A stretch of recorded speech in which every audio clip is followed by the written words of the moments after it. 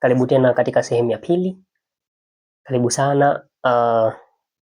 Kama unakumbuka katika sehemu ya kwanza, na kama haujapata sehemu ya kwanza, basi jitahidi uweze kupata. Tunaendelea na mwendelezo wa kile ambacho tunaangalia dunia inavyoingia katika washiriki au katika watu wa Mungu. Dunia.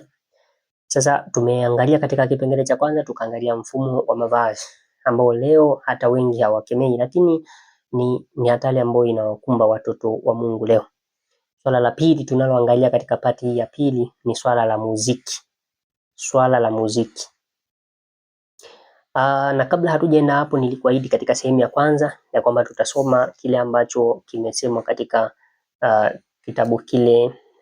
Ukipata wakati nenda kujisome vile. Christian Dress, huyu mtu ameweza kuandika hivi ya mambo mengi ambayo kiukweli ni mambo ya msingi sana.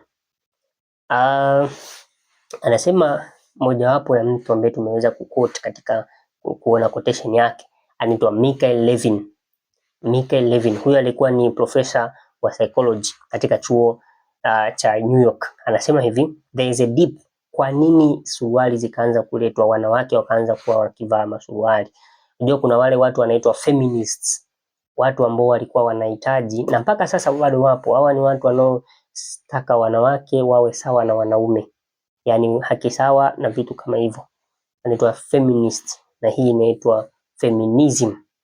Ndio imesababisha mpaka leo wanawake hawaelewi kwa nini vitu vingi wanavaa kaptula, wanavaa suruali, yani ni vitu ambavyo ni vya kiume kabisa, na wengi hata hawaelewi. Ipo nyuma ya pazia. Nafikiri hili somo tutakuja kujifunza vizuri katika wakati mwingine, kwa nini, au siri kwa upana, nini kipo nyuma ya uvaaji wa suruali wa wanawake. Tutakuja kujifunza vizuri zaidi.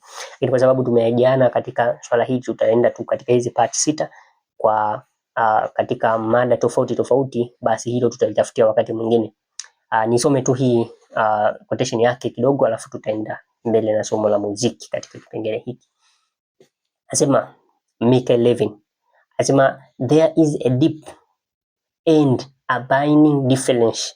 Kuna utofauti mkubwa between sexes, kati ya jinsia. Kuna utofauti mkubwa, and much of modern unhappiness comes from attempts to transform women into pseudo men. Ameanza akasema kuna utofauti mkubwa kati ya jinsia. Utofauti huko mkubwa sana, lakini hali ya kutokuwa na furaha inaletwa na zile juhudi zinazofanya kuwabadilisha wanawake, kuwaleta katika mfano wa wanaume pseudo, yani fake men fulani hivi, yani wanawake ambao wana sura fulani ya kiume, wana mienendo ya kiume, ndio ambayo hiyo transforming ipo nyuma ya pazia. Tutakuja kujieleza vizuri katika somo lingine, lakini hicho ndicho kinachotokea. Lakini wanawake wenyewe wako hawaelewi, wanaume nao hawaelewi, wazazi nao hawaelewi. Ndio unaona watoto wadogo wa kike wanavalishwa suruali, lakini hawajui ni nini kinaenda mbele, na huyo mtoto hawezi kuja baadaye akabadilisha akili, ni lazima aendelee na hiyo. She is transformed tokea akiwa mdogo, yupo amezidi kubadilishwa, akizindana na akiwa ni pseudo man, fake man. Anakuwa ni mwanamke kwa maumbile, lakini kwa akili ni mwanaume, kwa mienendo ni mwanaume. Hiyo ndio hatari iliyopo katika sura hii ya ulimwengu wa sasa, dunia ikiweza kupeleka kwa kasi mabadiliko ya tabia, mabadiliko ya maadili. Sasa tuingie katika swala la muziki. Rafiki yangu, kama kuna kitu ambacho kinamtukuza Mungu ni muziki. Muziki ni swala zuri sana na limeanzia mbinguni. Kuna huyu aliyekuwa ni rafiki yetu anaitwa Lucifer. Baada ya kuanguka kwake ndio akaanza kuwa adui yetu, kawa adui yetu mkubwa. Ameharibu sura ya muziki. Lakini nitakuja kukuambia kwamba muziki leo umekuwa ni janga vile ukiwaendesha akili wanadamu. Muziki ni sehemu ambayo imewafanya watu kuweza kwenda mbali na Mungu. Katika muziki ni kumwimbia Mungu. Mfano ni kuonyeshe nyimbo ambazo Daudi anasema walitakiwa watu wa Mungu waweze kuwa wakiimba hizo katika Zaburi. Zaburi, ukiangalia Zaburi ni nini, utajikuta ya kwamba nimeweza kusoma hapo. Ngoja nikupatie hichi kitabu mara moja katika Biblia ya Kiafrika. Ngoja nikuchukulie hapa.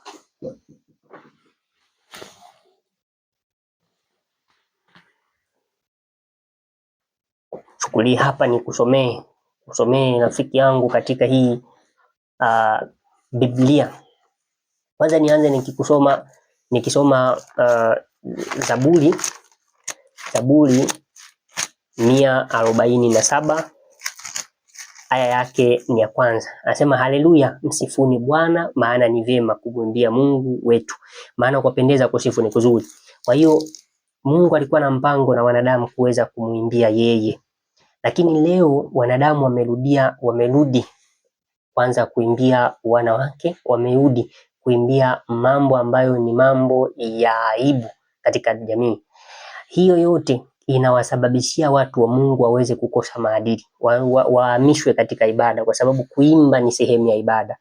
Sasa unapoimba ukaimbia, na nyimbo nyingi leo ikiwemo hip hop, zikiwemo reggae, ikiwemo rock, hizi zote ni mbinu za shetani.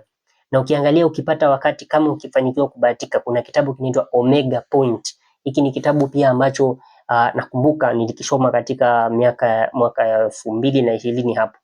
Mara ya kwanza kuona hii kitu nikaanza kujiuliza hii kwa namna gani, kwa sababu binafsi pia nimekuwa naimba na nikiuliza, wakati naanza Ukristo kipindi fulani, kaanza kuuliza watu, hivi hip hop kama hip hop, kwa sababu nilipenda muziki tokea nikiwa mtoto mdogo sana.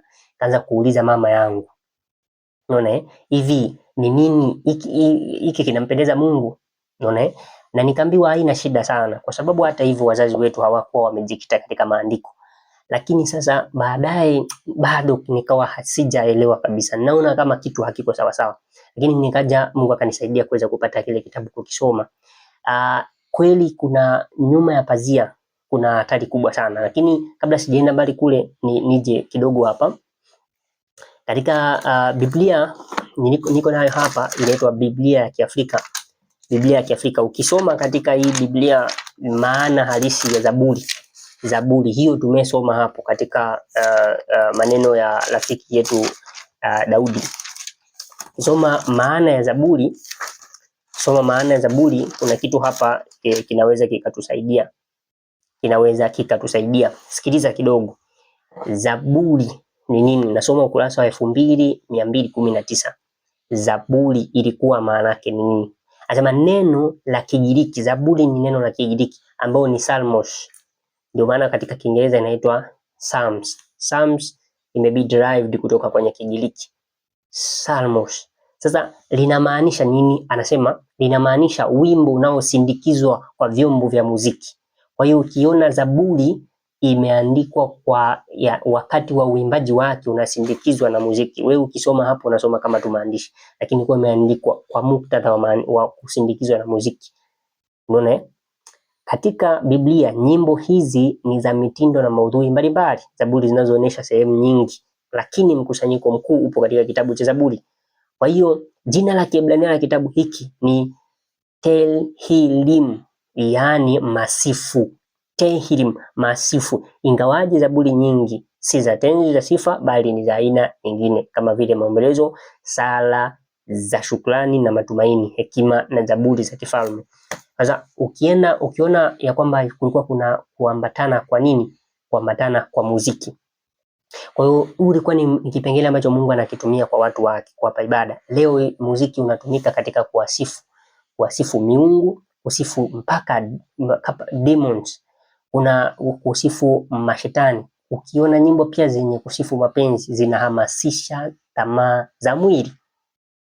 Sasa ndio maana ukikuta, unaweza ukajiuliza, ukakuta binti anaimba wimbo ambao yeye kwanza hajaolewa, na alafu anaimba wimbo wa baby. Sasa huyo baby atakuwa anaimbia nani? Huyo mtu hawezi akabaki katika usafi.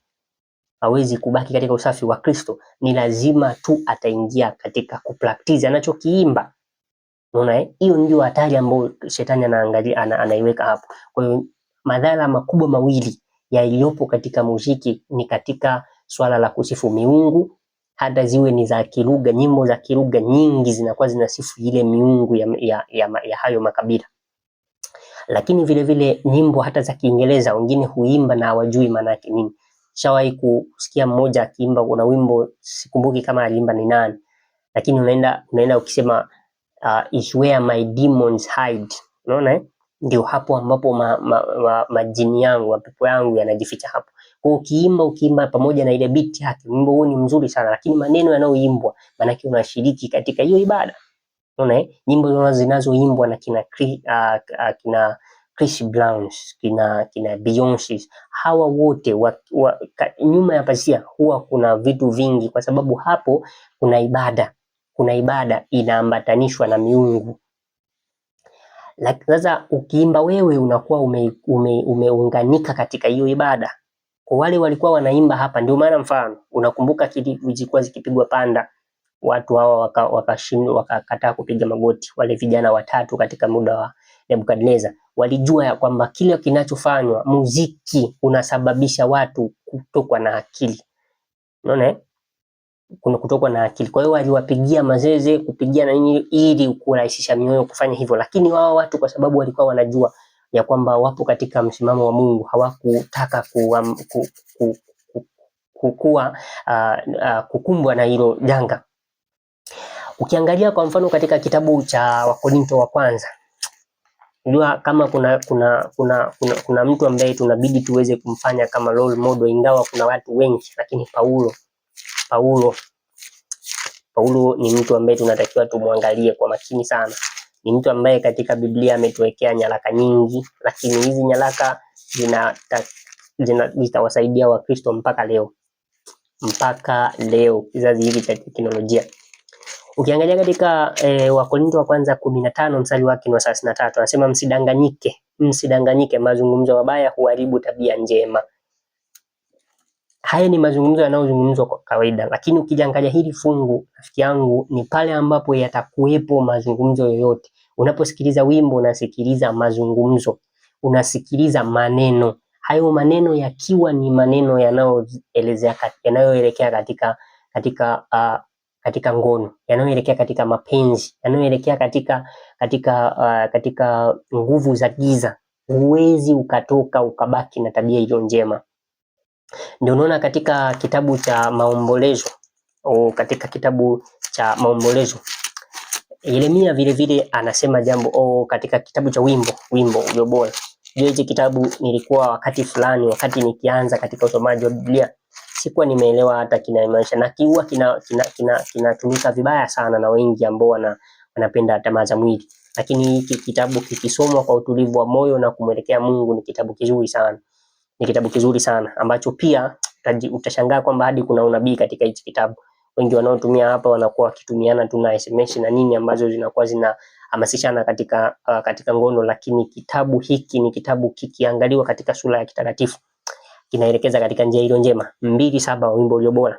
Anasema nawasihi enyi binti za Yerusalemu, kwa paa na kwa ayala na wapolini, msiachokoze mapenzi, wala kuyaamsha hata yatakapoona vema yenyewe. Kwa hiyo wale ambao zinatumika nyimbo za mapenzi ukiwa ni Mkristo kweli, unaitwa kwa jina la Kristo na una nyimbo za mapenzi katika simu yako, wewe unachokoza mapenzi kabla ya wakati wake. Binti, kijana, huwezi kutoka katika kuvunja sheria ya usizini. Hiyo ni mbinu ya kuwarahisisha watu kuingia katika uzinifu, ambao shetani kaweka hii kuwa ni mtego kwao. Unaona Kwa kama wewe unazidi kufuatilia, unazidi kujifunza, jifunze, ujue ya kwamba katika simu yako futa kabisa, si kubembeleza, futa, weka pembeni. Weka nyimbo zinazomtukuza Mungu, ziweka nyimbo zinazofundisha na si zile zinazoelekeza katika njia ya uovu. Hata kwenye kusikiliza, kama kuna nafasi ambayo inawezekana kutokusikiliza kabisa, ni vyema. Ndio maana ukiona katika muktadha wa Lutu alibidi aweze kuwa mbali na mji ule, lakini kwa sababu na yeye alijichagulia, ikabidi Mungu aweze kumuokoa, na kumuokoa ni kumtoa. Sasa Mungu akawasaidia sana, hasa vijana waweze kujua. Lakini vile vile ukiangalia kwamba afya ya miili ya wanadamu inabadilika kwa kulingana na mapigo. Ndio maana mapigo ya nyimbo kama hip hop, mapigo ya nyimbo kama rock, unaona ni mapigo ambayo yanasababisha high blood pressure na watu hawajui. Ni mbinu ambazo shetani hutumia, wakati badala ya kuwapatia afya njema inakuwa tena ni kuwaumiza bila wao kujua. Bwana akawasaidie sana, akatusaidie kwa pamoja tutoke katika hii mitego ya mwovu ibilisi. Tukutane katika part ya 3. Katika part ya 3 ambapo tutaingia tukibaki na part 3 nyingine, na uweze kuwa makini na kuzidi kushare na watu wengine na rafiki zetu mbalimbali wazidi kufuatilia na kujifunza kwa jina la Yesu Kristo Bwana.